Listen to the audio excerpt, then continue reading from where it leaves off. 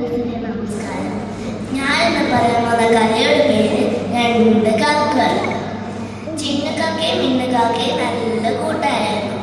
ഒരു ദിവസം അവർ തമ്മിൽ ചെറിയ തർക്കമുണ്ടായി.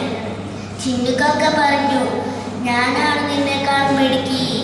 അപ്പോൾ മിന്നുകാക്ക പറഞ്ഞു, അല്ല, ഞാനാണ് നിന്നേക്കാൾ മിടുക്കി. അങ്ങനെ അവർ തർക്കിച്ചുകൊണ്ടേയിരുന്നു. അപ്പോൾ ചിന്നക്കാക്ക പറഞ്ഞു, നമുക്കൊന്ന് പരീക്ഷിച്ച് നോക്കിയാലോ? മിന്നുകാക്ക സമ്മതിച്ചു. അപ്പോൾ ചിന്നുകാക്ക പറഞ്ഞു, എന്നാൽ കേട്ടോളൂ, ഇതാണ് പന്തയം. ഭാരമുള്ള സഞ്ചി കാലിൽ തൂക്കി പറക്കണം. ആരാണ് ഏറ്റുഴുത്തി പറക്കുന്ന ആളാണ് വിജയി. മിന്നുകാക്ക സമ്മതിച്ചു. ചിന്നു ദുഷ്ട മനസ്സുള്ളൊരു കാക്കയായിരുന്നു. ചിന്നു സ്വന്തം സഞ്ചിയിൽ പഞ്ഞുകഷ്ണങ്ങൾ നിറച്ചു. മിന്നുകാക്കയുടെ സഞ്ചിയിൽ ഉപ്പ് നിറച്ചു. രണ്ടുപേരും പറക്കാൻ തുടങ്ങി. ചിന്നുകാക്ക ഉയർത്തി പറക്കാൻ തുടങ്ങി. കാരണം എന്താ? ചിന്നുകാക്കയുടെ സഞ്ചിയിലെ ഭാരം വന്ന പഞ്ഞിയായിരുന്നു.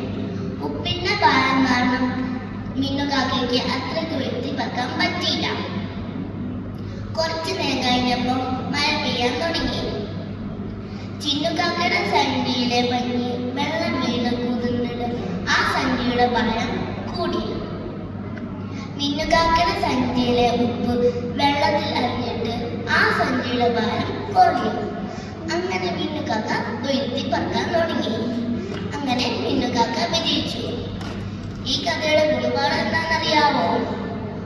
മറ്റുള്ളവരെ ചതിച്ചിട്ട് നമുക്ക് ഒരിക്കലും വിജയിക്കാനേ സാധിക്കില്ല.